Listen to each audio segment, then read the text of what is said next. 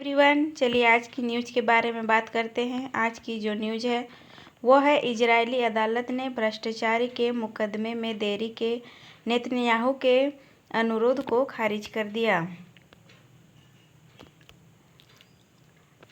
आज की जो खबर है वो खबर है इजरायली अदालत ने प्रधानमंत्री बेंजामिन नेतन्याहू के भ्रष्टाचार के मुकदमे में गवाही स्थगित करने के अनुरोध को खारिज कर दिया है। नेतन्याहू के वकील ने गुरुवार को अदालत से नेतन्याहू को अगले 2 सप्ताह की सुनवाई से छूट देने का अनुरोध किया। उन्होंने कहा कि प्रधानमंत्री अब ईरान के साथ 12 दिनों के युद्ध के बाद सुरक्षा मुद्दों पर ध्यान केंद्रित कर रहे हैं। नेतन्याहू पर जो आरोप लगे हैं, चलिए अब उसके विषय में हम लोग बात करते हैं। यरूशलेम जिला न्यायालय ने ऑनलाइन प्रकाशित एक फैसले में कहा कि अपने मौजूदा स्वरूप में अनुरोध सुनवाई को रद्द करने के लिए आवश्यक आधार या विस्तृत स्पष्टीकरण प्रदान करने में विफल रहता है। नेतन्याहू ने अपने सभी आरोपों से इनकार किया है।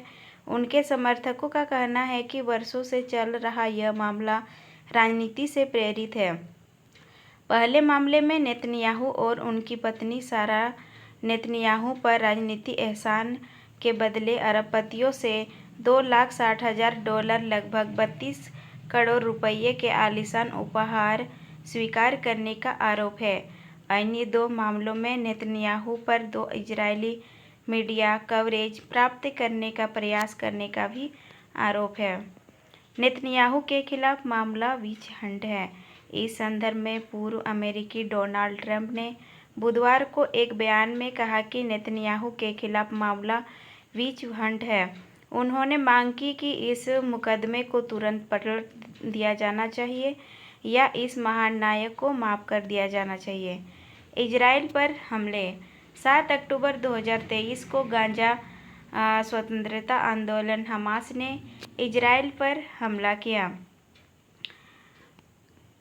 इजराइल हमला में कुल कितने लोग मारे गए और कितने को बंधक बनाया गया? लगभग 1200 लोग मारे गए और 251 को बंधक बना लिया गया। डोनाल्ड ट्रंप का क्या है दावा? चलिए उनके दावा को देखते हैं। इस बीच गाजा में बंधक बनाए गए इजरायली बंधकों के परिवार अपने परिवारों की रिहाई की मांग करने के लिए तेल अवीव में एकत्र हुए। उन्होंने अमेरिकी राष्ट्रपति डोनाल्ड ट्रंप और इजरायल सरकार से युद्ध रोकने का आह्वान किया। उन्होंने आरोप लगाया कि राजनीतिक लाभ के लिए बंधकों की बलि दी जा रही है। फिर 13 जून को ईरान में विभिन्न ईरानी सैन्य परमाणु और नागरिक सुविधाओं पर बिना उकसावे के हवाई हमले किए। यह बाद में तेहरान और तेल अवीव के बीच 12 दिनों तक चले संघर्ष में बदल गया। ईरानी स्वास्थ्य मंत्रालय के अनुसार कम से कम 606 लोग मारे गए और 5,332 घायल हुए। वकील अमित हद्दाद का तर्क।